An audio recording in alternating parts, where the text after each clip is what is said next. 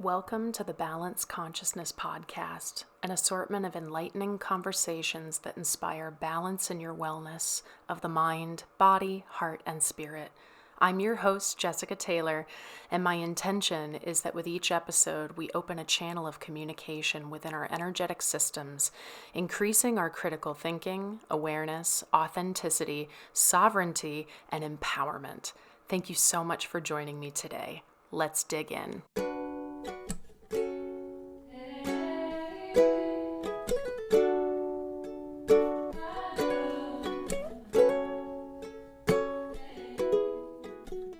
Hello, beautiful souls. Welcome to the Balance Consciousness Podcast. This is episode 6. Thanks for joining and listening or watching. If you're watching us on YouTube, I am here today with Tasha Blank. I'm so excited to talk to an old friend, and we'll get there.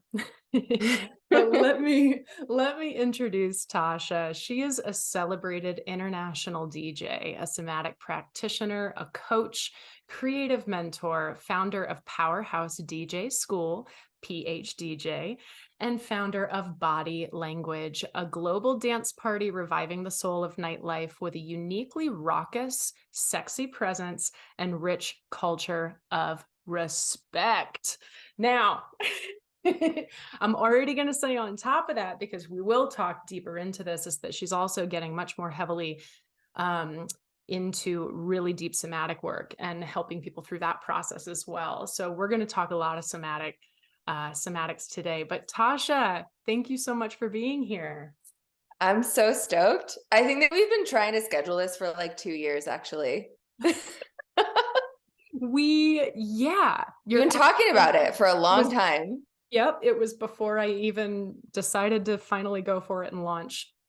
So yeah, I love it. You were always meant to be. And to the listeners, we were totally cracking up because I am based in Boulder, and Tasha, you're now in Vegas. Is that right? Yeah, I've been stationed in Vegas. I haven't actually been there too much, but that's been my home base this year. Yeah. Well, what we discovered once we logged on is that Tasha's currently in Boulder right now, and we had no idea. So we're in the same city, podcasting virtually, and I absolutely love it. And it's because she has an ecstatic few events, or maybe just one, which I hope to join soon. So the only other fun tidbit that we just have to share with you guys is that Tasha and I knew each other when we were little bitty teenagers. We were actually summer camp friends. We went to a performing arts camp in Steamboat Springs, Colorado. We were both dancers.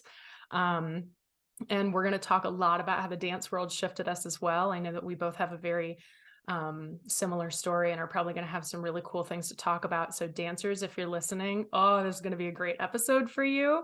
But yeah, so we have not physically spoken to each other, only digitally since we were like 15, 16 years old. So this is such a treat, such a treat. I'm so stoked. So stoked. I'm so stoked too. So Tasha, I just want to start with, and this is always such a general question, but I want to start with you telling us your story.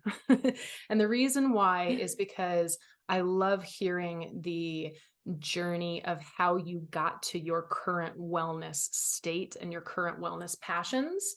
Yeah. So whatever you're comfortable sharing and however you want to do so, we'd love to hear. As a big question. And it is a long story. It's along many, many stories. And I will give the brief synopsis. But I think the theme that sums it all up is suffering as a path towards alignment and new discovery. So running up against walls that were the limitations on who I thought I was and the life I thought I was living and what I thought was possible. Usually in fairly dramatic, painful ways, and then being cracked open to much wider possibilities.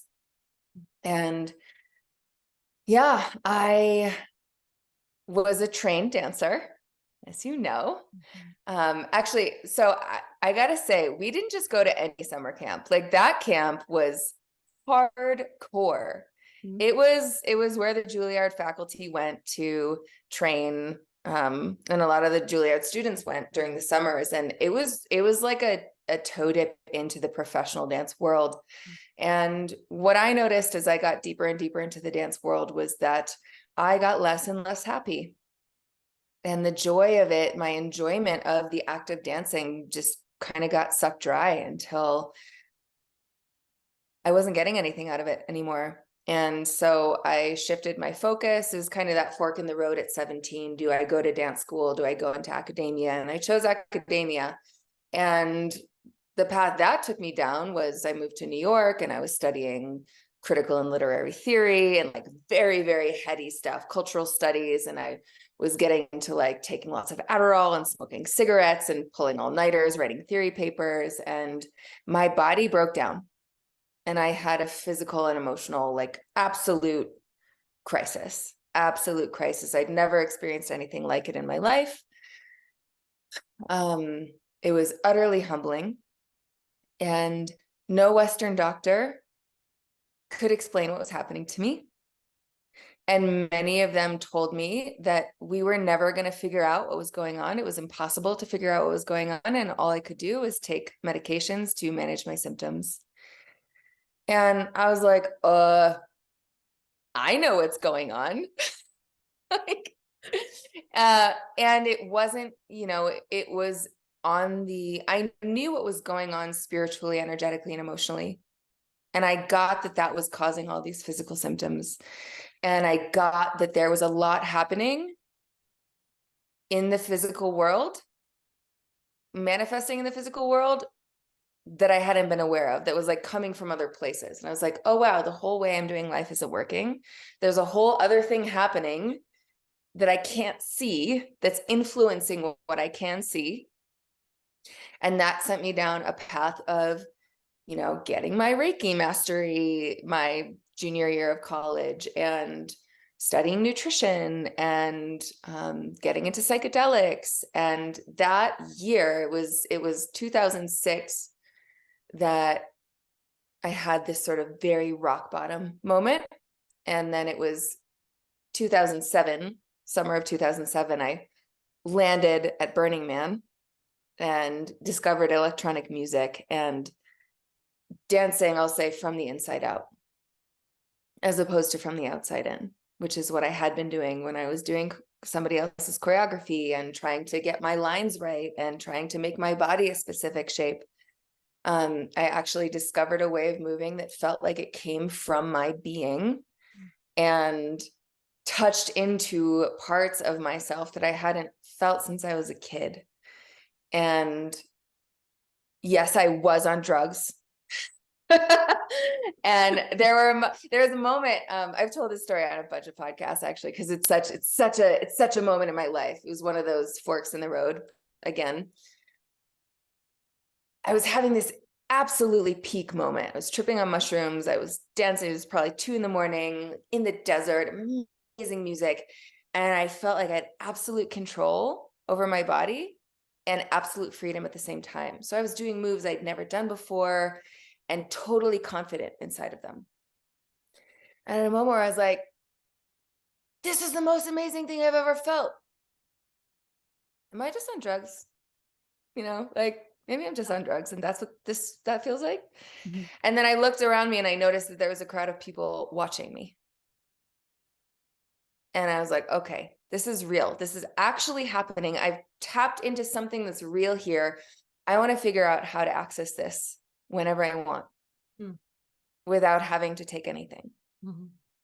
Now, that took a few more years. There's a lot of stories in there, a lot of lessons, but that became kind of my North Star of I want to figure out how to get to this place whenever I want. And that eventually led me to 5 Rhythms, which is an amazing dance practice created by Gabrielle Roth. She's kind of like the mama of ecstatic conscious dance in the West. This is a practice that's been with humanity for our whole time. But she really brought it to the West for this time. And out of her work, I think we've seen things sprout like ecstatic dance, like soul motion, like open floor, like the 360 emergence. There's all these different dance practices now that where people go to the dance floor not to look a certain way, but to come home, to process emotion, to unravel trauma, to engage with themselves in a deeper way.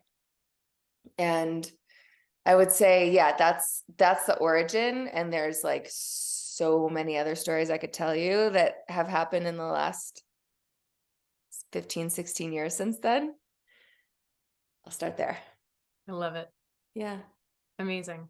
Amazing. Like, just as I'm hearing you talk, I'm just like, so glad we're having this conversation, because we had such a similar story, and yet we both chose different routes in the dance world, right? So you chose to go academic. I chose to go dance conservatory. I chose to go professional career, performance, choreography, starting a nonprofit dance company in New York City, which, by the way, we both lived in and never saw each other. Anyone who lives in New York City can probably say, yes, I knew a lot of people who lived there and never saw them in all the years I lived there. There's something kind of weird about New York like that.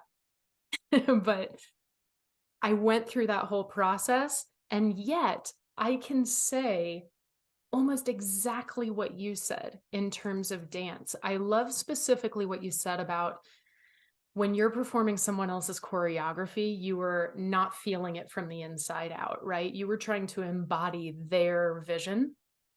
And that really, like, I felt that in my body when you said that, because as a choreographer, I mean, my favorite thing about dance was creating movement and then helping dancers to feel it in their specific way.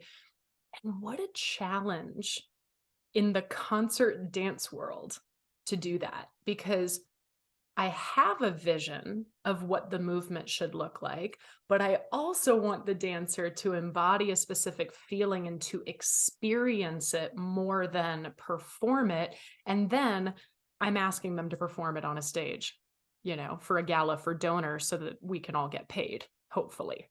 Right?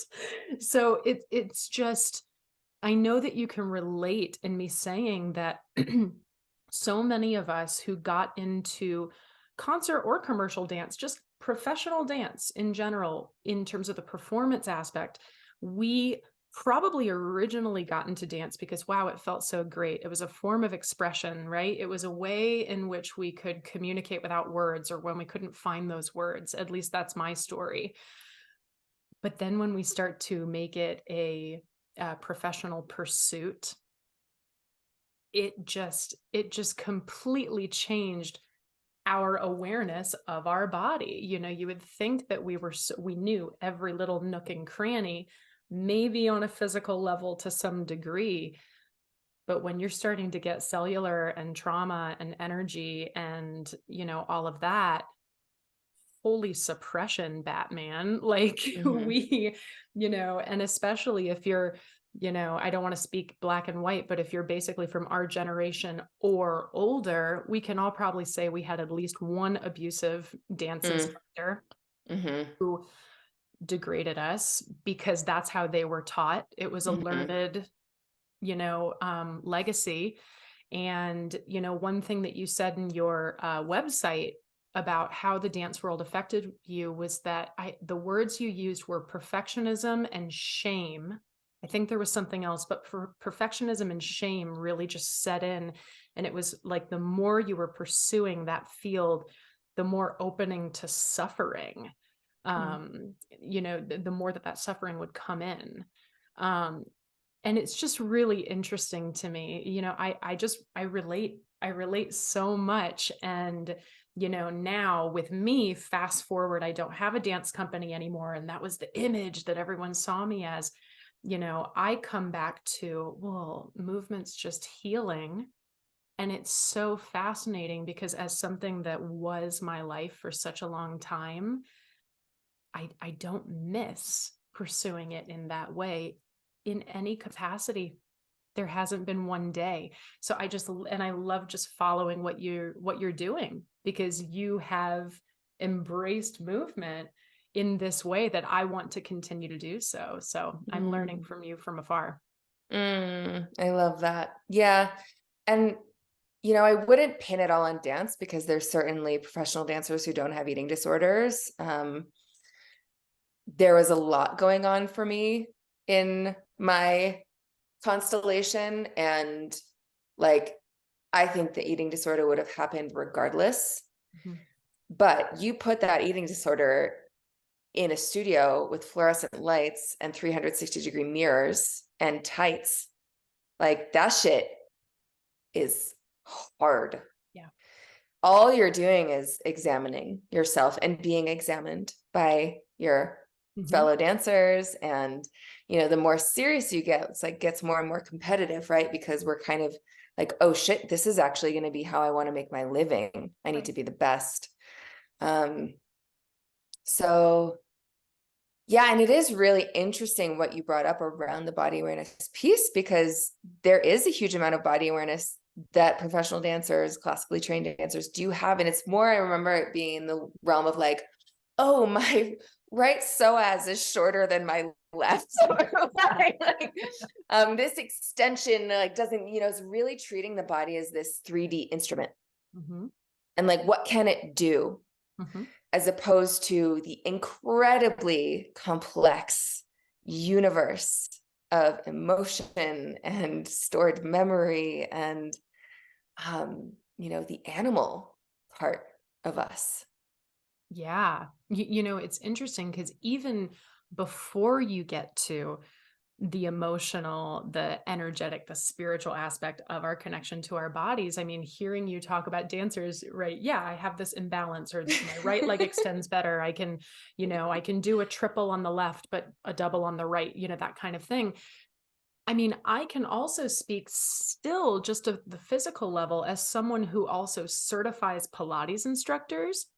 I always get at least one dancer in my class, and I love it because I always say they end up being the best cheaters, and they're unintentional cheaters. And here's why: it's because we think we have a lot of body awareness, and we do, but our awareness is how to make things look a little bit more. And we also are recruiting a lot more of those bigger, gross motor muscles.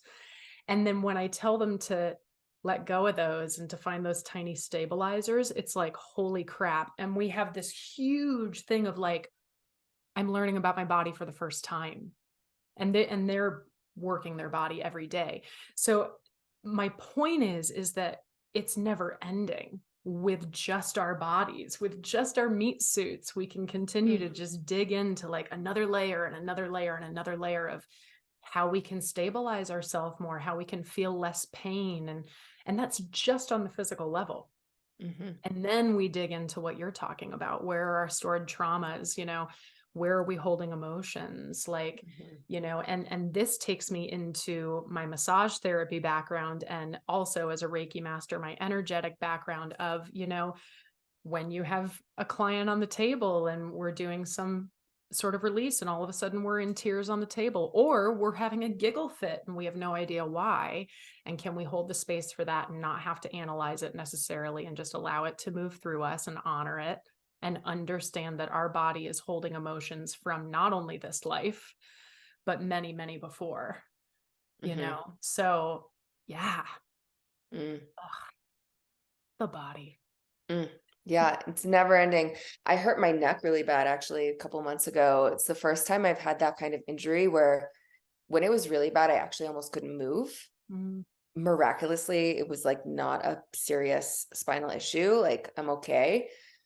But it, I mean, I've had a whole journey with dance since pandemic, because my life pre-pandemic was 5 days a week in New York City. Either I was facilitating or dancing on a sweaty, packed dance floor.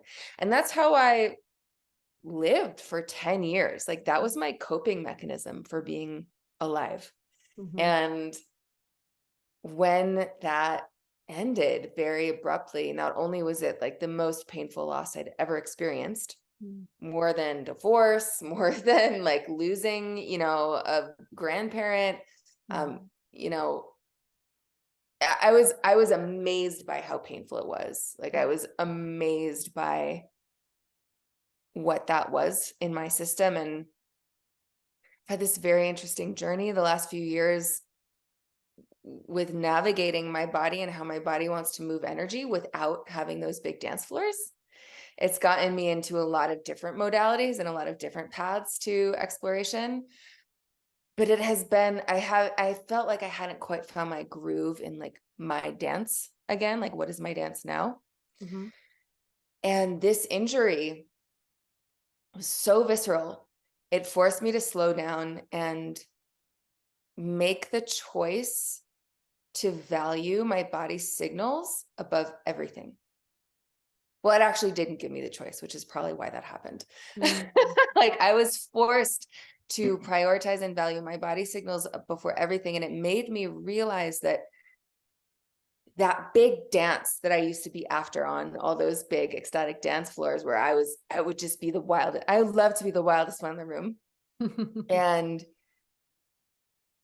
there is something about these subtler explorations I've been doing the last few years where I like wasn't getting that. And so I was kind of like, well, this doesn't really count, or this isn't as satisfying as what I used to do, or something. And working with this injury and slowing down,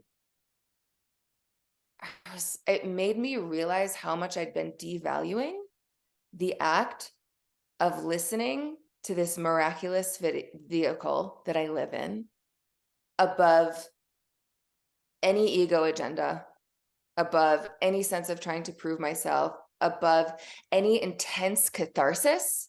Because Mm. like there's even that, like, in a sense, it is listening to my body because there's emotions in here that I want to move. And so I'm going to listen to my body by like getting it all out really big. But what if I let it be simple?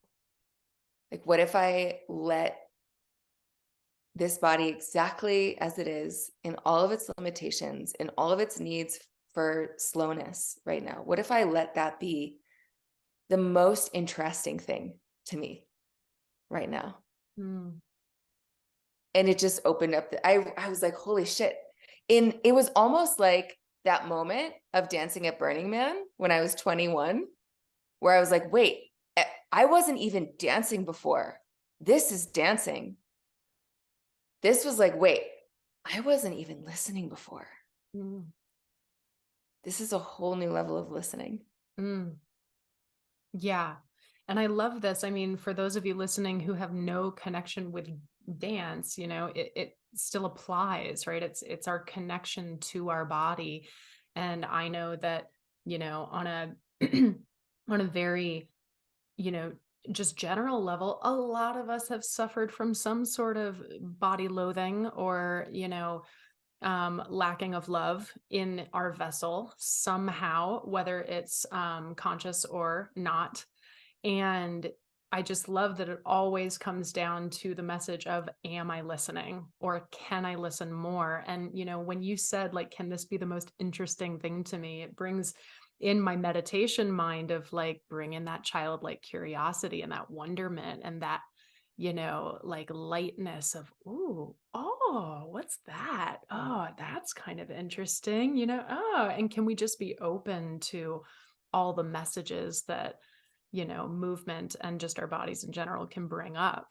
So this is beautiful. And I know we'll continue to deepen into this. I want to talk about body language first, if that's cool with you. Mm. Um, because this is your basically like your continuation of the get down party. Is that right? And we can kind of Yeah, explain to people what I'm talking about. sure. Yeah. So I started the Get Down 10 years ago in New York, and I just wanted to throw the most badass dance party there ever was, where people come to just get down and get down harder than, any other place, and at a decent hour. Generally it's 6:30 to 10 on a Thursday, Nice. where there's no drinks on the dance floor, there's no phones, and it's about coming back to the music and coming back to the movement and to community. And it also ties into, so I launched Powerhouse DJ School a year and a half ago. We're on our second cohort now. And I'm training all these people to kind of do what I've learned to do. Mm, I'm giving them everything I've got, like all the tools. And we realized, oh, wow, there's a massive opportunity for us to expand the get down and what we do now that we're building this sort of army of DJs who aren't just badass DJs and artists, but also are trauma informed, are nervous system educated, know how to conduct a ritual, like feel empowered in their leadership. And the thing about the get down is that it's a musical term that was coined by Grandmaster Flash in the 80s, the birth of hip hop. And there's like a lot of things out there called the get down. There's multiple get down parties, there's clubs, there's a TV show. I was like, oh, we can't really do that. We can't really grow this with this name. And also it's not really ours. Like this is not my term. mm-hmm. And it's a term that I came up with before I even started the party. It's a term that I kind of dropped into my mind. I was like, I like the way that sounds. That works. Let's do that. And then this whole movement was born. It's really a phenomenon what happens on our dance floor. And so I started asking the question, what's a name that actually represents who we are now, who we've become, where we're going, what we're really interested in.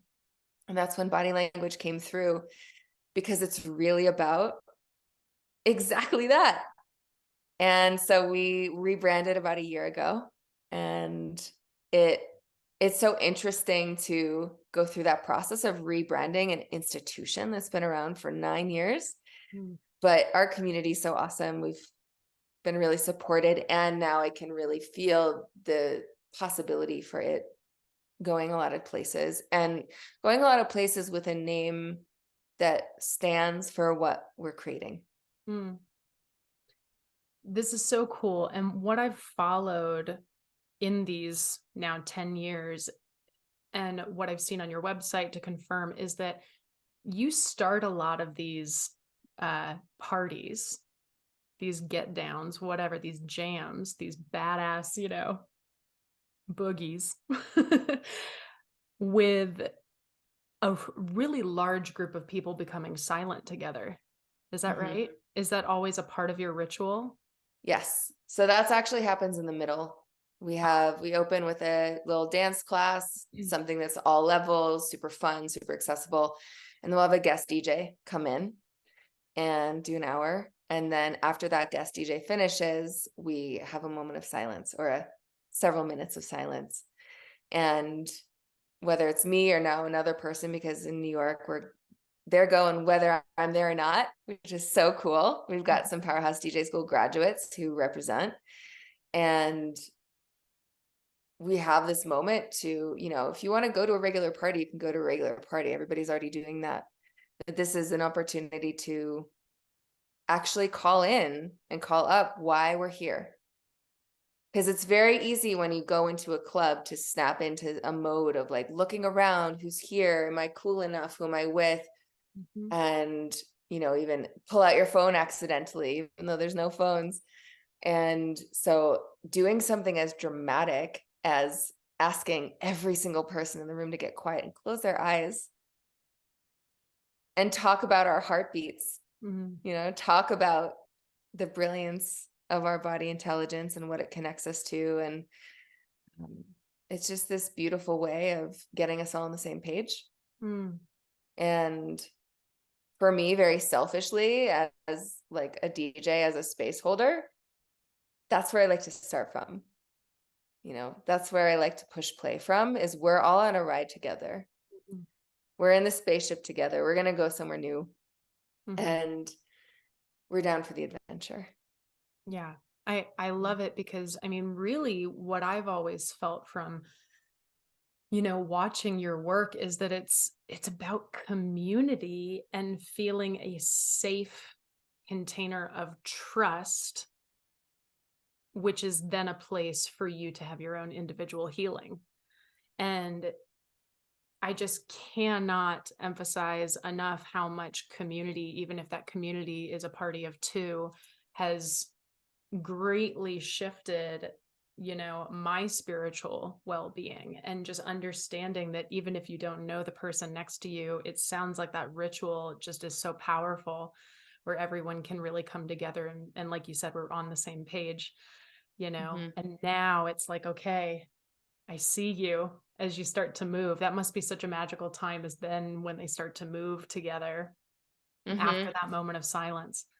Yeah, and there's several layers of kind of induction we have. It's if we had a bunch of strangers in a room with no prep and I asked them to all be quiet, I probably wouldn't have a lot of luck getting everybody to participate. But Mhm. there's a lot of intention around the whole gathering. There's the ticket page itself really outlines what we're here to do. There's when people are welcomed in, they are given a spiel. We've got greeters. We've got a lot of layers of like space creation, Mhm. because it takes, the nervous system has to feel safe to let go. Yeah. If there's a sense of threat or a sense of I have to be on guard, like there's not going to be surrender. Mhm. Um, and so we definitely do a lot to create the conditions for that to actually land in that moment, for a moment of silence to be a welcome thing, Yeah. instead of like, what the fuck, this is strange. What's Yeah. going on? Yeah. Yeah. It's making my nervous system even more jittery. Yeah. What I love about this, and it just makes me more and more be like, oh gosh, like I need to get to one of these, is, personally for me, I've gone through a process of, you know, almost defending the fact that when I dance, it's not because I want attention. I don't know if you can relate to this, but just in a social way, and learning about dance being either performative or restorative for me.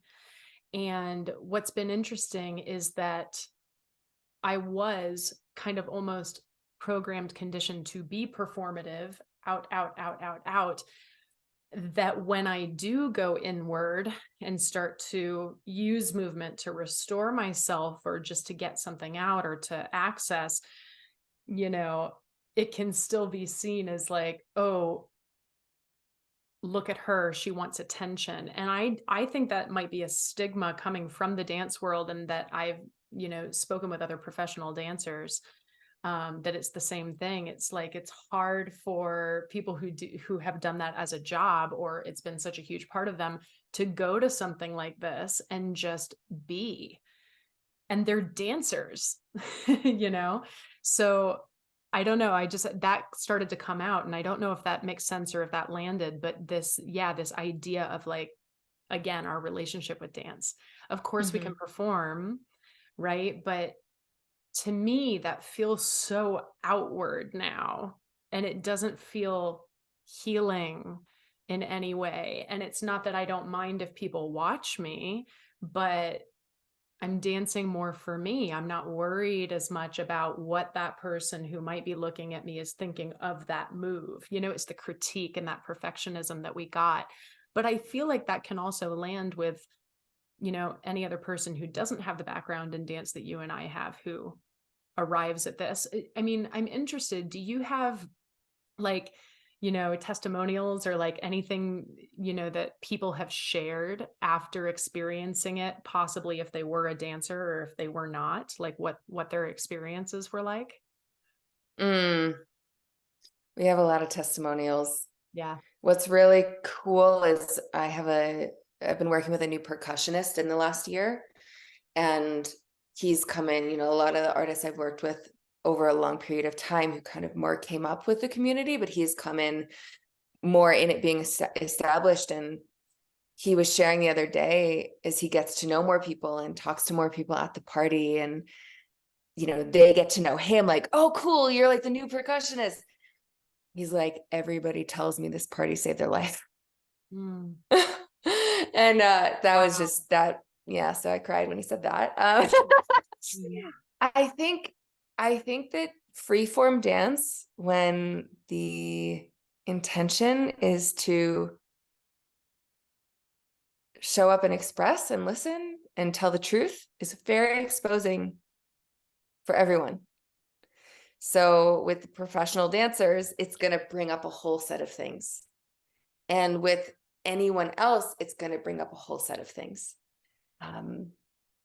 For so many people, moving their bodies freely is like the most terrifying thing in the world. Because everybody's been, well, most people in this culture have been brought up with a lot of judgment and restriction around how we move. And so for most people, it's some kind of learning curve, it's some kind of practice. There is an uncoupling that happens, there's a rewiring that happens, and there's healing and breakthrough that can happen. Yeah. It's so cool. I just love it. And again, just having that safe container, because I'm sure even with that safe container, everyone's going to show up where they are in that moment. And it can still be, scary for a lot of people. I'm curious, do you know roughly like what's the largest group that you've had at one of these where you've been able to get them silent and then moving? The biggest club we've been at, I'd say our biggest events have been like 500 or 600 people. That is so powerful. Yeah. That is so powerful. That's very, very cool. And it was harder at first, when I first introduced the idea. But there's enough people who are repeats that like they see me get on the mic after that first set and they're like, they know what's up. And they help the people who don't. Yeah, that's cool. Well, and that right there, that's community, right? There's no hierarchy, right? There's just I see you, you see me, and that's so beautiful. I just love this mission and this concept. Let's keep digging into somatics and like somatic education that you're offering. I saw on your website also, I don't know if this is the direction you want to go in this conversation, but something called Electric Body Movement Library. Yeah. Yeah. So I saw that that's something that you already offer that seems to be kind of like a collective of, videos, classes, things to help get people to move on their own time. Yeah, that's came out of the pandemic. And a few things that really, like I said, my life as it was totally ended. And I had to find new ways of growing and offering. And so I started creating more recordings. I did a lot of virtual teaching. And, I had been studying conscious dance. My mom is a Feldenkrais trainer. Like I grew up in trainings with groups of adults, like rolling around on the floor and feeling their scapula and like rewiring their neural pathways through movement. So this has been in my life for my whole life, is like more deeper movement education. And actually the last thing I did before the pandemic hit, it was March 6th, 2020. I went up to Garrison Institute, upstate New York, and I was on the faculty for something called One Dance Tribe. And it was this whole crew of conscious dancers. So it was people who I had been in awe of, who were much less in the DJ world, much more in the movement, somatic facilitation world. And it was a really cool moment for me because I felt like I'd been so informed by that world, but also what I had built was so much about the DJing and the club setting. And so to come out of that straight into facilitating online during the pandemic, the lights were gone, the big sound systems were gone, like the whole look and DJ persona was gone. It was just me and my voice and music and people in their living rooms trying to regulate. And it was, I can't tell you how much resistance I had to facilitating on a computer, but it really forced me to deepen my leadership and my facilitation skills. And so in the electric body movement library is kind of everything that I did during that time. It's guided somatic meditations. There's a couple like lectures and introductions, workshops on like, why do we dance? What's it all about? What's like the issues in our tissues? Like, Mhm. what does this have the potential to open to us? There's much shorter guided practices in there, 5-6 minutes. There's 20-minute ones. And then there are more like 60 to 90-minute full practices that are from, I did 2 offerings. One was called the Circle and one was called the Portal, and folks would join live in those. And so I have tons of recordings in there from Mm. that. And what's cool is that that whole time, actually, that was the birth of Powerhouse DJ School, because it was during that time that I was doing all these offerings, and I actually spoke with Melissa Michaels, who is a badass movement teacher, like has been doing it for decades. And I was telling her about what I was doing. She's like, "Are you taking notes on your teaching?" I was like, "No, but I can." And so I started dancing to all the replays. And it was doing that that I got sort of a moment of lightning download of what I do. This thing that I thought I was doing very organically over all those years of like, oh, I'm just feeling the crowd and like doing what feels natural. No, actually, I do the exact same thing every time. I Mm. follow a very specific map, and I realized what that map was, and I realized that I could teach it. Mm. And I also realized like how many skills would need to be brought into the context of that teaching. So that was, if that hadn't happened, we wouldn't have PhDJ, which is currently my favorite thing. So I'm Yeah. super glad, super grateful. And I love this because that was going to be my next segue, but I do want to speak to lockdown and that it obviously made us reassess a lot of things. It obviously challenged us to do our jobs in different ways. You know, for me, I'm so used to touching my clients hands on and using that even just as a mechanism to save my voice or things like that. Mm-hmm. We were challenged to use the tools that we didn't necessarily know that we had or we kind of shied away from. But I remember in lockdown seeing you still bravely, courageously holding these parties virtually, and you had hundreds of people tuning in, and it was just one of the most gorgeous things I've ever seen because it was so needed. It was so needed when we were feeling isolated and in fear and not knowing all the info and being forced to be with ourselves more, being forced to be with whoever we lived with more, all of these things where we felt like we were trapped. And you were able to facilitate such an amazing release catalyst for so many. And even if it was me just, viewing these posts that you shared every now and then and just seeing all the tiny little Zoom squares of people moving, it was a beautiful thing to see. And I'm sure I'm not wrong in saying that you helped a lot of people through lockdown and through this pandemic because Mm. holy moly, we didn't know what was going on. When I think of myself in March 2020 compared to now, I'm like, and I know this sounds crazy, and I know that a lot of people might also agree with me. If I didn't have all that, I wouldn't be the person I am today. Mm-hmm. Like you said, if you didn't have to go through all that, you wouldn't have Powerhouse DJ School. You wouldn't have that lightning bolt download where, it caused you to go a different route. For me, it really caused me to come back to being a student again. And that's when I became a meditation practitioner and started to study breath work really seriously and decided I want to be a life coach. I want to Mm-hmm. help to embody all my work into one container and help people one-on-one and dig, Mm-hmm. and I don't know if I would have gotten the push, you know, Yeah. if I wasn't isolated in that way. So, albeit to say is that I know that you were giving medicine Yeah. in that time Thank that you. we really needed. And what was really cool about it is the people I know who have given something that we needed so much during lockdown, we needed it too. It comes back to that community, right? Like we just had to think on our toes. I had a freaking fitness studio, right? I had to bring everything virtual.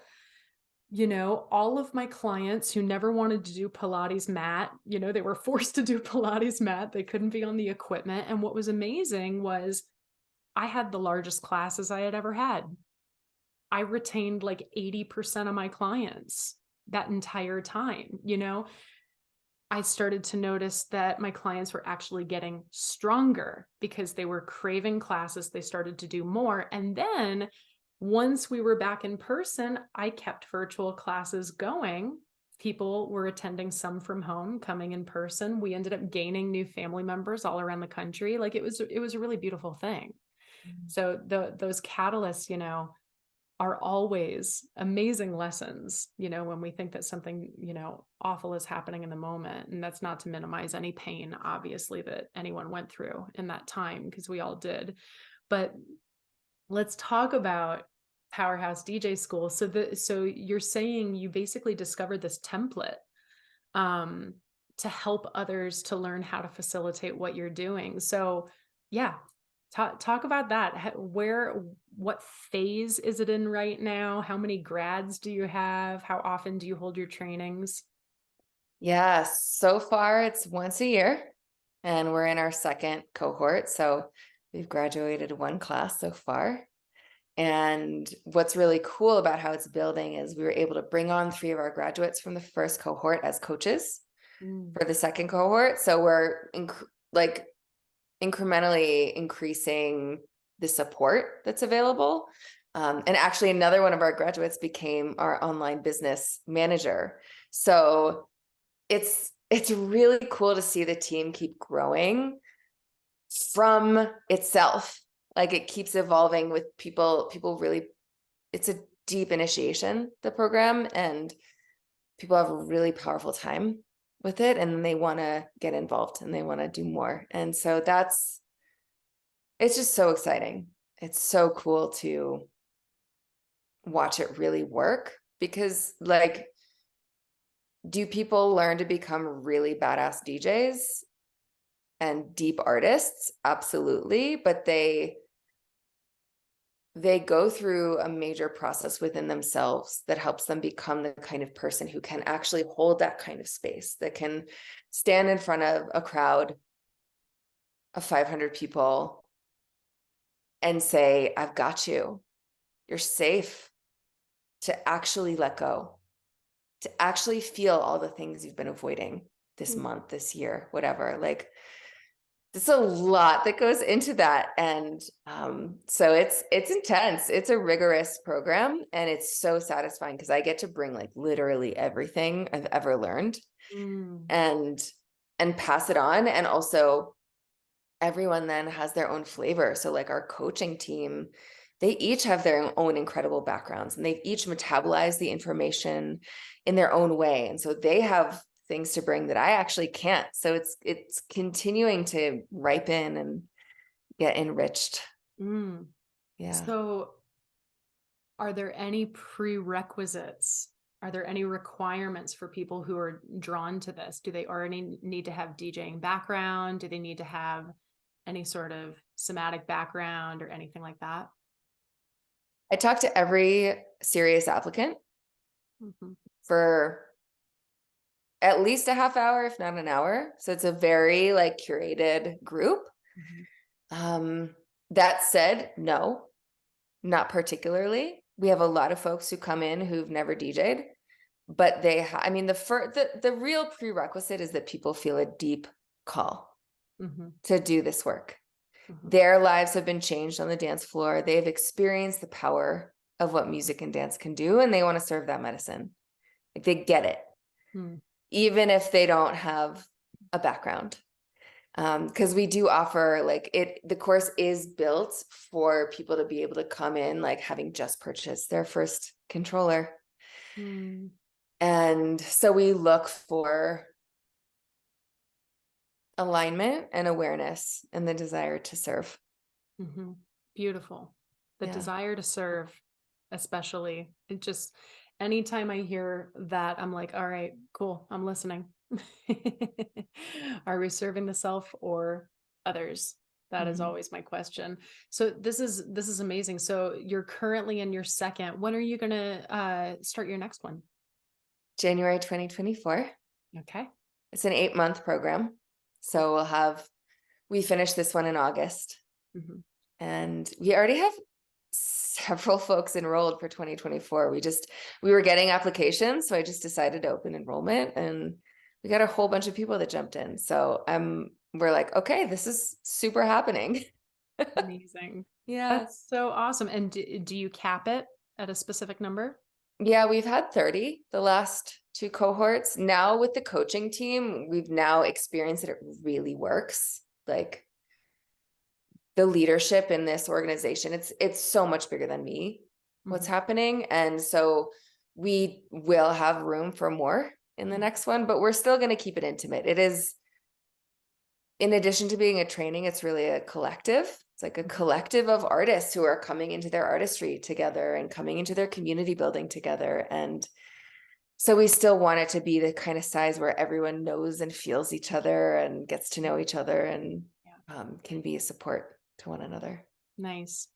This is so Yeah. cool hearing that so many people are hearing this call and are Mhm. answering it right now. And, again, as a former professional dancer, it's really cool to hear people, understanding the healing of music and dance being paired together and how, like you said, we can be of service to others to facilitate that container. So I'm so excited for you for this newer development and to see how much it grows. And, who Mm. knows, maybe 5 years from now, you're offering 3 trainings at the same time, I'm breaking them out. super, yeah, I'm super curious to see where it's going to go, because we also really care about supporting our grads and seeing them flourish. And I feel like there's going to be a lot starting to come from them, more and more, and in Mhm. terms of what they create and what they launch. And yeah, so I'm in a lot of curiosity about what's coming.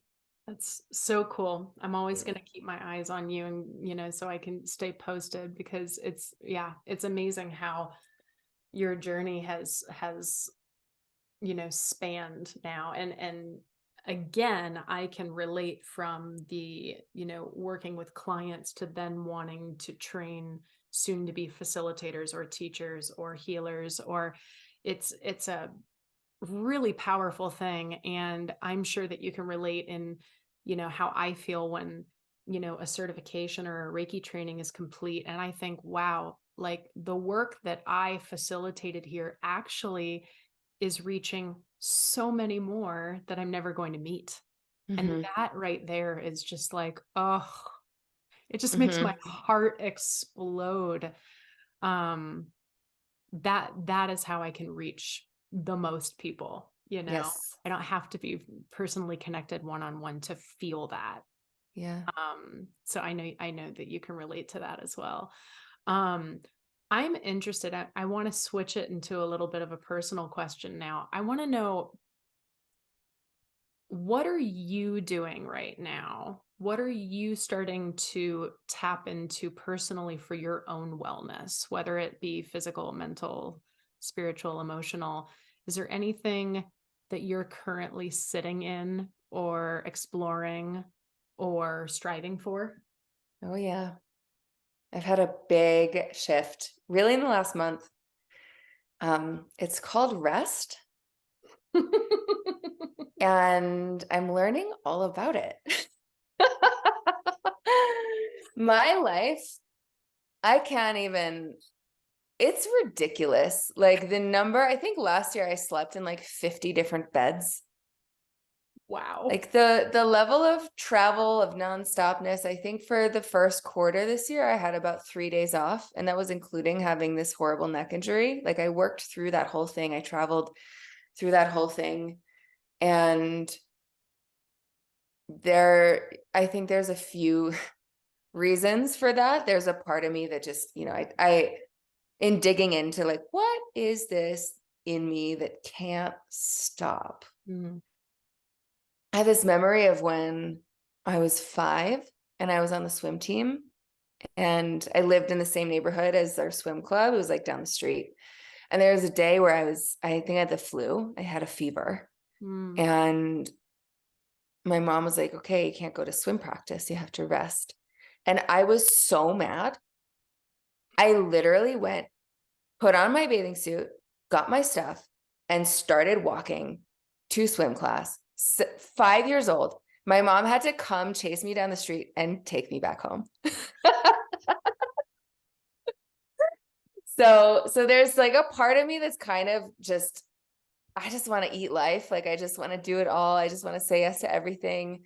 And Mhm. then there's a piece of, being an entrepreneur and being the one who generates all of my work, and with a big vision, and having been in New York for so many years, having been surrounded by a lot of workaholism and this hustle culture. And there's a big part of me that was afraid to slow down.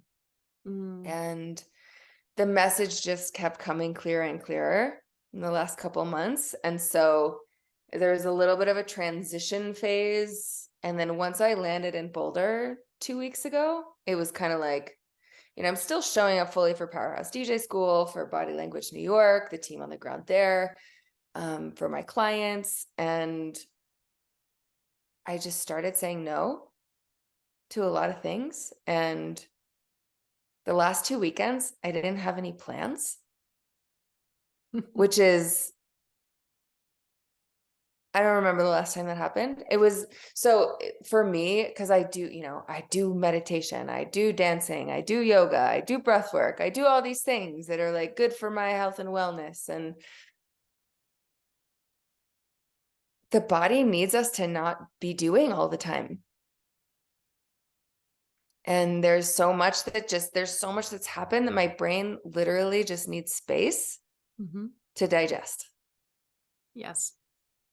And just be like, what the fuck was all that? And it's been really great, right on time. I can't imagine having not switched gears, and I don't think I'll ever do what I was doing before Mhm. again. Mhm. And yeah, it's part of also just trusting the body, like trusting when we give ourselves the space we need, that it's not going to interfere, it's going to help. Mhm. It's not going to take away, it's going to add. Yes. Mhm. I love this because I mean this topic has probably come up in some capacity in every episode, finding our permission to slow down.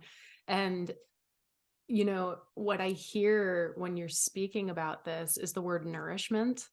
And that's just what was screaming intuitively in my head as I'm listening to you. And I love that you're talking about, like, it's not that things are being taken, right?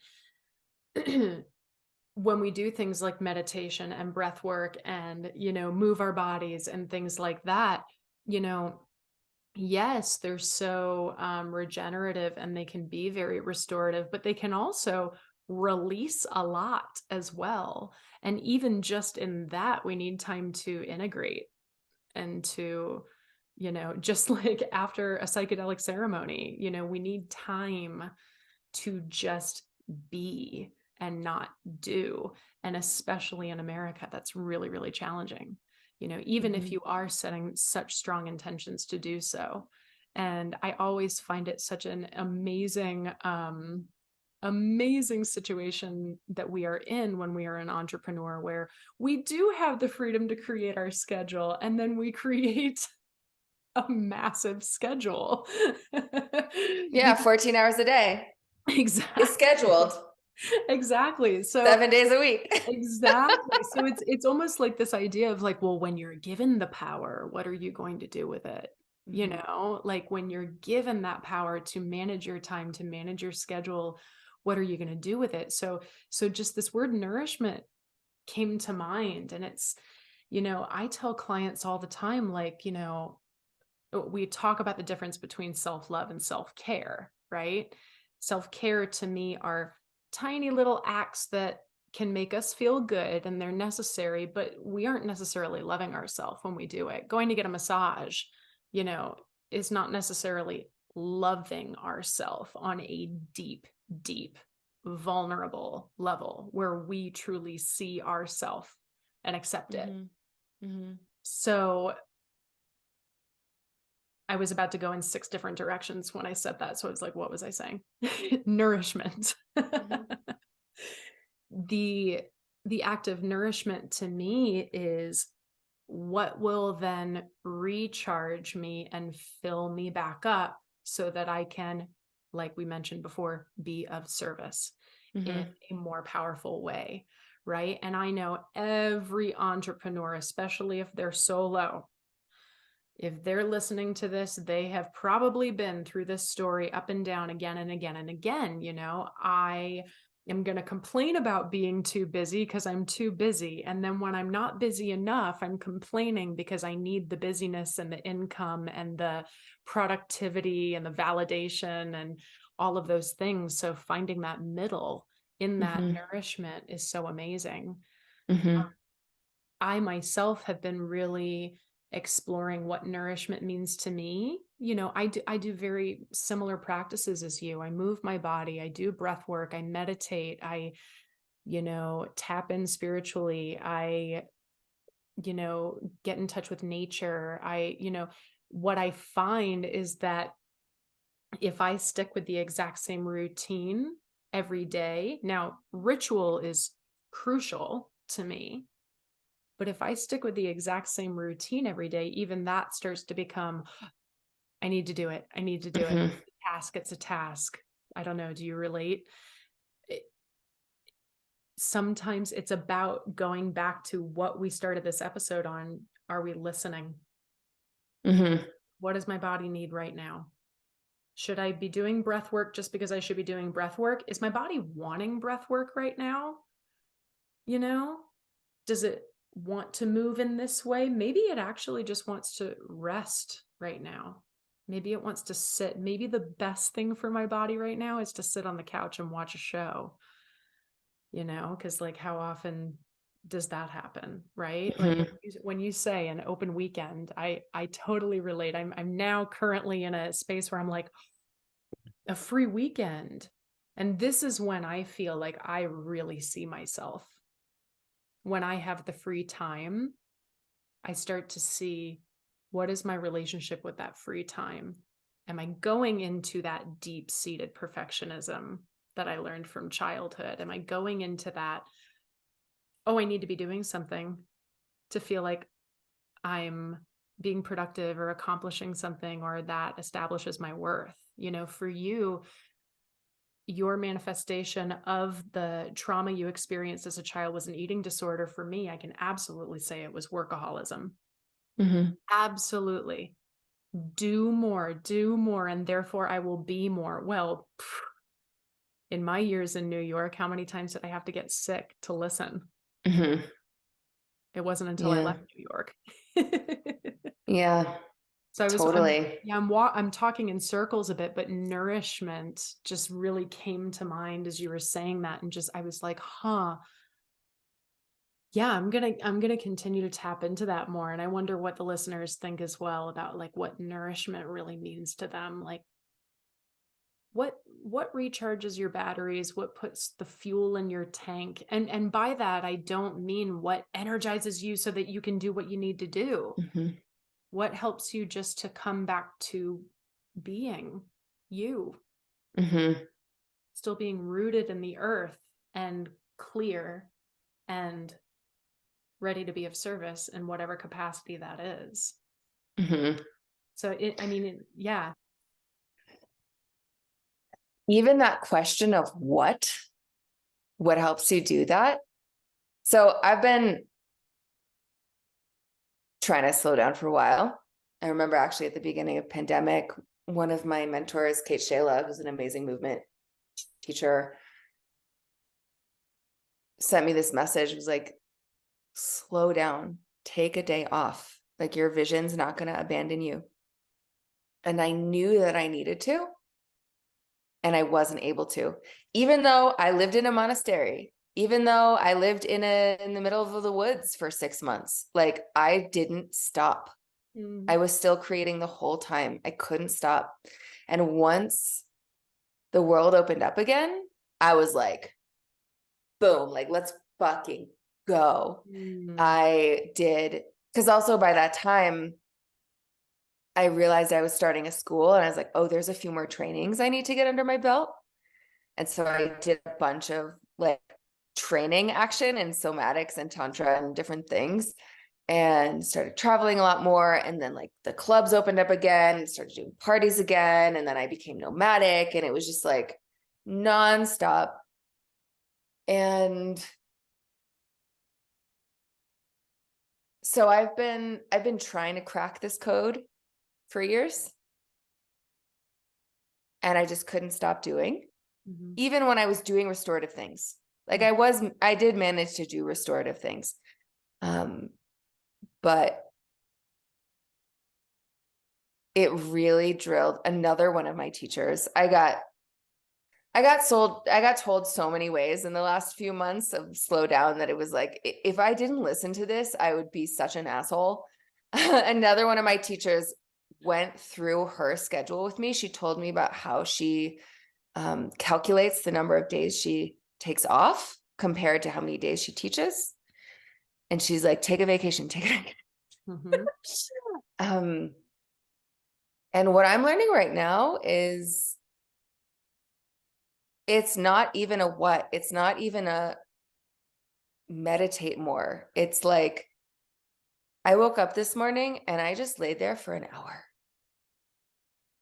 And I know that that's privilege, that that I have the ability to do that. And I think a lot of folks could figure out a way to do that Mhm. if their back was against the wall. Yes. And so what I'm practicing is less of like a what nourishes me and more of just a letting go Mm. of my agenda and my anxiety Mm. about my worthiness, about my productivity, about did I do my creativity today? Did I impact the world today? And just like what happens when I exist and allow myself to exist? What unfolds? I love. Like having the space to just be and unfold, Yeah. and not even try to figure out what nourishes me, Mhm. to I. just it's like almost like a detox. And I Mhm. know that things will come in, and when they're ready, like I'm not going to do this forever, but it Mhm. feels like such an important counterbalance to the extreme that I Yeah. was playing at. Well, it sounds like letting go can really be the first step for a lot of us, right? To just really let go and surrender and know that surrendering doesn't mean we're submitting to anything or that we're being lazy or giving up or failing or whatever our deep-seated fear is. And speaking to the fear, I mean, you talked about like, I mean, what a powerful statement to say. Did I impact the world today? Talk about the pressure we can put on ourselves, right? Well, do you mind, if you're comfortable, digging into what you really feel the fear is or was behind you letting go and just being and unfolding in that manner? Yeah, it actually feels quite connected to the lesson I've been learning around my dance, and that injury forcing me to slow down and be like, could I be valuable just paying attention to what is here Hmm. without adding extra? Yeah. And I think it's a lot about self-worth. Like, if I am laying in bed, can I still see myself as a valuable person? Can I still be interested in this moment? Can I be okay with me just existing without proving anything? Hmm. Hell yeah. Yeah. And then there's the real question around work and making money and supporting oneself and all of that. And for me, it was very helpful to actually because there's a part of that that's real, and there's a part of that that's emotional. Mm-hmm. This fear of, if I stop, everything will fall apart. Mm-hmm. Probably not. Mm-hmm. Actually, probably not. We weren't built to work 7 days a week. No. Like it was like, it almost feels like there's a system that wants us to be bought into it, feeding it. You know, you look at social media, like social media always wants us to be consuming and selling. Mm-hmm. Yeah. All the medias, all the internets, all the platforms, they want us to be consuming and selling endlessly. Yeah. And fueling a sense of unworthiness in order to fuel that cycle. Mm-hmm. Because I'm only going to be endlessly consuming if I feel like I'm not enough and I have to get more. Mm-hmm. So there is also just an extrication from this like dopamine system that I think it's really easily hijacked. Like our poor brains, they did Yes. not evolve for this. Mm-mm. And Not at all. it's a lot of self-awareness. Luckily I already had some pretty good habits in place around, like, I don't really scroll. Mm-hmm. I don't go on things very much. My media habits were pretty, I'm aware of how overstimulated I can get. And so there's not it was more detoxing the mindset Mm. of, what's that? I have to do this. It's like, what if you Yeah. can you just? Yeah. The frantic, almost desperate energy, right? Like it's something that only we create, right?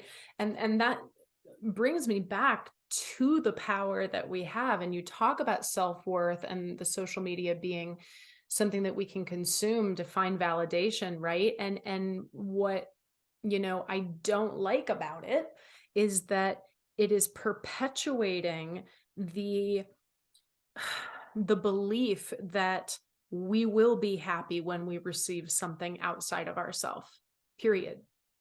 And that we don't have it within us already. It's not there. And the scarier thing to do is to put that phone down and to really be with ourselves. And again, that's why I think it was very, very hard for some people during lockdown, and so they dug into the social media even more and got even more consuming with that. Everything you're saying is so beautiful, and I get it. No, I just love this. I love this concept of letting go in order to open. And then as we open, we can then possibly go into the exploration of nourishment. And I don't think humans are even born to work a 5-day work week. I don't think we're made for that either, because especially for my 9 to 5ers, what do we have? We anticipate for the Friday evening. We have a blast on Saturday, but come Saturday night, oh, I only have Sunday left. And then we spend Sunday maybe catching up on life. And this is considering that we have our weekends, right? Catching up on life. And our nervous systems start to clench up come Sunday afternoon. you know I see it over and over with the people that I love and with clients, and it is not a way to live. We need to find a way to be in our rest and digest more often. And that's why, when I say like nourishment for me is not about just, oh, I'm in bliss and at peace. And no, like I got to get shit done. So how can for me, I always go back to the term calm strength. Can I come back to my calm strength where I feel like my feet are rooted in the earth? I see clearly. I totally get that when you do, like, the people who are just listening didn't see that movement, but kind of this frantic, like, looking around like squirrel, squirrel, squirrel. Ooh, that. And I don't know if you, or I know that I don't, there has to be listeners who relate to this, that when we get excited and passionate about something, sometimes we won't even fully sink into that. We're like, awesome, got that going, next. And we Mhm, won't enjoy that thing that we created for a little moment. mhm, Just really sit in the presence of that, and like sit in the amazingness of, watching someone that you helped. Like, little example, this morning I finished grading all the final written exams for my Pilates apparatus certification students, and they all passed with flying colors, and it was amazing. And I was just like, okay, great, done. And then I was like, no. I like caught myself so quickly, and I was like, Jess, you wrote that curriculum. It took you a year to write. You had been mhm, doing that work for so long. mm. You sat on the couch with no notes around you, just typing, because it was in your brain, it was in your heart. You got it out. You taught the program. People received it. They felt challenged, but not overwhelmed. They loved the process. They're excited, and they're going to be really amazing instructors who are going to help a lot of people. And so I stopped and I sat back for a second and I went, wow, cool. And I'm going to do it again. And that's awesome. But I'm just going to at least take 10 seconds to go, let me feel that, Mhm. you know? Yeah, you're reminding me of one of my friends, Regina Thomasauer, Mama Gina. She has amazing body of work, totally worth looking up. One of her practices that she offers is called Favorite Frames, and it's a way of digesting our experience. So after really any significant experience with someone in connection, asking what were your favorite frames and just naming like the moments. What did I love about that? What am I remembering as a important part of our experience? Like the digestion matters. And also a piece of this that feels really important is the things that we avoid feeling by endlessly doing, and the parts of ourselves that we avoid confronting and seeing by endlessly doing. And the gear shift I've had the last few weeks was pretty dramatic. The first week I felt very strange. Mm, I use the example of like when sailors come onto land after being at sea for months and they actually get land sick. I felt super disoriented. I was like, what's happening? And this last weekend on Sunday, I had a full 24-hour like rage and grief portal. mm, It's the most intensely I think I had felt in a long time. And I think it's just because there's space to mhm, actually process things. And yeah, the pace, the level of the amount of information we consume, the amount of stuff that's coming in from outside. We are such incredibly complex, deep, rich beings with so much inside of us. And this is another reason why freeform dance is so helpful, because it helps us digest and process all this stuff that doesn't get to move when we're just consuming or we're just outputting work. mm, There's a whole universe inside of us of stuff that it is there whether we want it or not, whether we have judgments about it or not, like whether it's convenient or not. And if we ignore it, we get sick. We have accidents. Like life finds a way to mm. kick our ass. And it's that listening, it's that space to actually there's 4 whole seasons in the year. There's a whole season called winter. Nature just goes underground. Takes a whole season. Yep. Be like, y'all, I am hibernating. Mhm. I'll be back. I'll be back. It's gonna be amazing. Mhm. I got the best flowers planned for you. Yeah. Right now we are underground. It's snowy. Like make some hot chocolate and just chill out. I I love it. I love it. I talk all the time to clients and have to remind myself too of like, is my body aligning with the current season outside?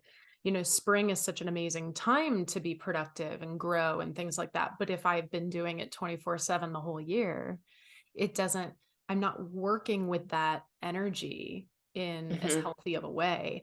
Like I see again with my business owners, my entrepreneurs, the end of the quarter, the end of the year, the last quarter, we're stressing out, get the numbers, get things done. And I'm like, guys, shouldn't you be like resting up and like aren't there holidays coming up? Oh yeah, I got holidays coming up and this plan. And I'm like, we're even stressing Mhm. ourselves out with the holidays and all those expectations and all those kind of things. And it's just such an amazing opportunity for us every single year. And I just see it as a pattern. Mhm. Oh, we get into that Thanksgiving into Christmas time, and I just see people's nervous systems going completely opposite of what Mother Nature is trying to go, hello. Yeah, 180. Are you listening? Vibe Yeah. with me, people. Connect with me a Yeah. little bit more.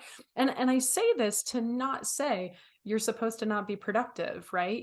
We have to make a living. We have to, get things done, but we have to also really just be aware of how long has it been going like this, you know? Yeah, and I think it also speaks to our resistance to being with ourselves Yes. and slowing down and going into the darkness.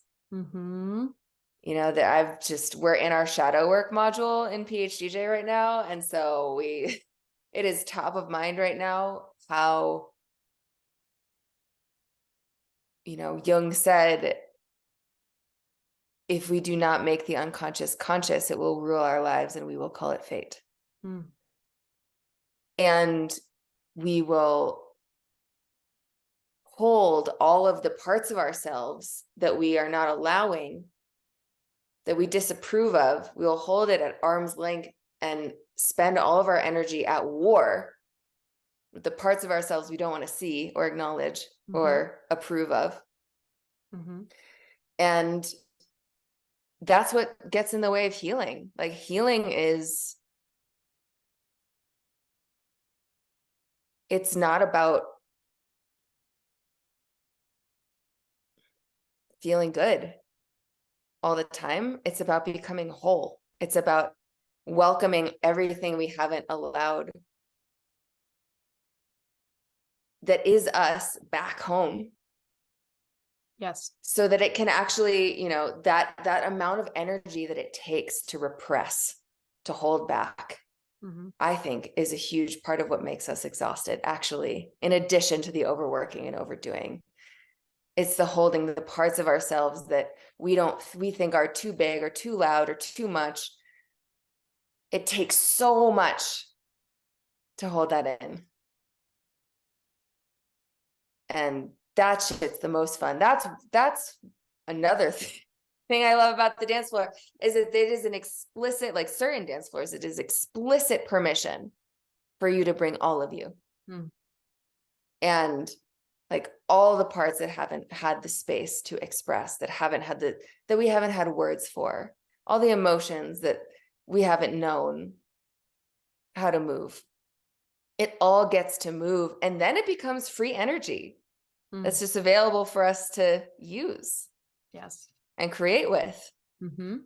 It's not this like bad thing over there in the corner. Oh, like, don't be angry. Oh, don't feel grief. Like, that's too much. It's like when we allow those back into ourselves, they become sources of fuel for our Yes. creation.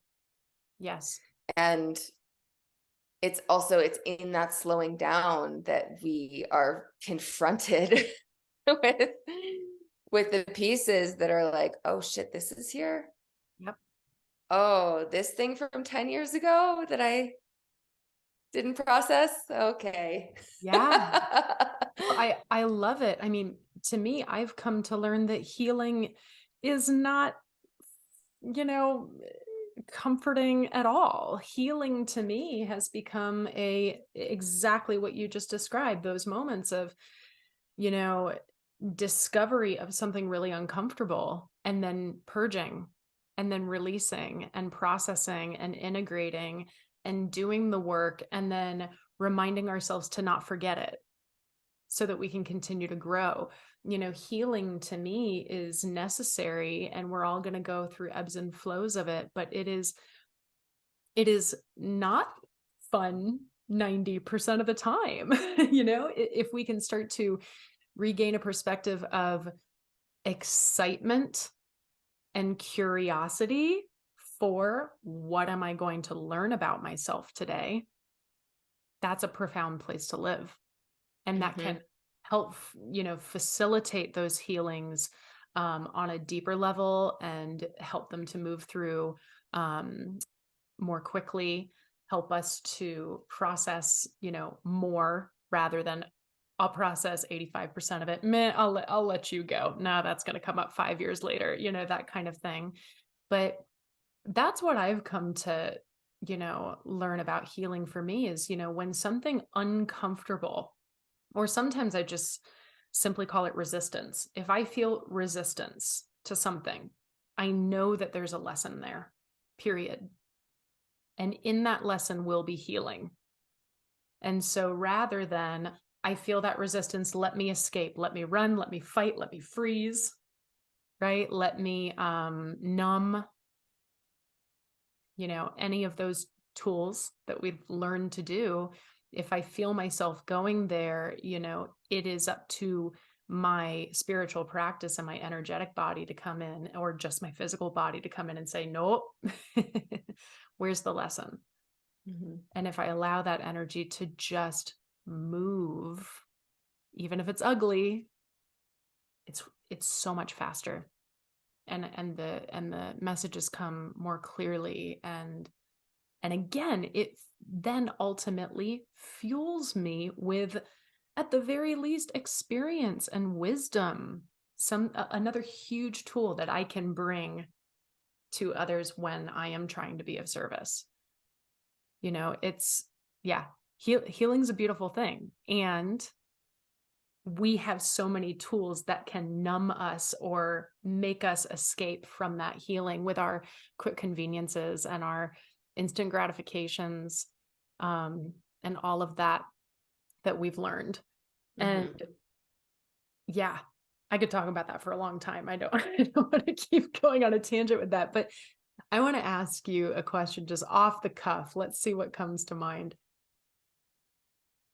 Humanity right now, right? We've been through a lot, but currently the world right now and what you've experienced in your work or just what you observe in the world, what do you think is one thing that humanity needs most in terms of really shifting their wellness? A perspective shift, learning how to master something. What do you think humanity as a whole could use more of?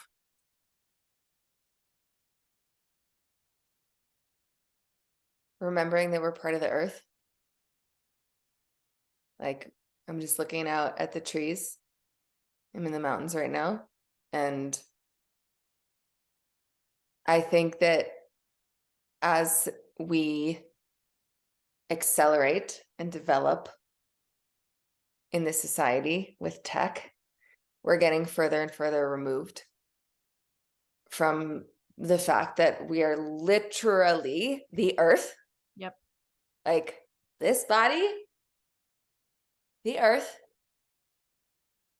operates according to the same laws and principles, expresses the same patterns. You look at fingerprints, you look at veins. It's like these same patterns that we see in all of nature. And I think by and large, we've really lost the awareness that this is a system we are actively belonging to and participants in. And that we can communicate with, that is actually part of our family. Like, we're so isolated in these funny ego selves that are like addicted to machines and hurting and blaming each other and slotting each other into categories of good and bad and stupid and smart. And like, meanwhile, we are part of one of just this incredibly beautiful system that's here all the time, offering, I'm like, talk about unconditional love. The amount of abuse that I gave my body, that I've given my body over the course of this life, and how she has bounced back and continued to beat this heart, and how this earth is, in spite of all of the abuse and forgetting, like, it's unreasonable what we do. And she just keeps going. Mm-hmm. Yeah. Yeah. This is gorgeous. It comes back to power. Like, this is a theme. Maybe that's going to be in the title of this episode, is like, we have power. We have power to choose. We have power to listen. We have power to heal.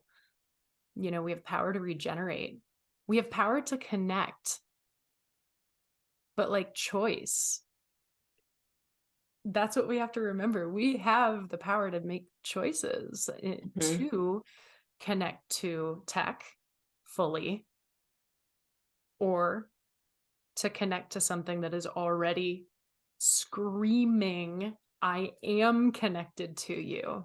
Going back to our seasons talk, right? I think that's gorgeous, that reminder. And we all have different tools of grounding, but I know for me, like, my insane, like, fast life hack of grounding and getting more connected is literally just stepping outside. If I'm Mhm. if I'm near a tree, or if my bare feet are in the grass, even better. If I'm in the mountains or on a beach looking at the ocean, even better. But just going outside and going, what's up, Earth? Thank you. Thank you, Gaia, for giving me medicine. And then as a Reiki practitioner, I love to, give back. Earth, there's been times where Earth has been super pissed off. I'm trying to be connected with you. What are you doing to me? You know? So I think that's a gorgeous message. That's Mm. awesome. Of course, as you're in the mountains in Boulder, like, what, 20 minutes from me right now, which is Love it. hysterical. Tasha, what do you have coming up that you want to plug? I'm going Mm. to make sure that I'm linking your website, your, Instagram handles, all that. But would you like to say any of those, or anything coming up out loud? Yeah, absolutely. So, dance parties in New York are on. You'll link to body language and our Instagram and everything. And I'll be there June 8th. I don't know when this will air. Mm. Um, and I have an email list. That's the best way to stay in touch. I write every few weeks, and I usually write about what I'm learning or observing. And so it's a juicy one. And that's where I announce the things that I'm offering, where I'm DJing. And Powerhouse DJ School, PHDJ, the next cohort is open for enrollment, starts 2024, January. And I think it's probably going to fill up pretty quick. So that's alive. phdj.dance is our website. And I do one-on-one work. And right now, in this moment of spaciousness, that is where my focus is. What's cool is that when this has happened in the past, usually it's actually required a big breakdown to get me to slow down. This time I was like, we're just slowing down.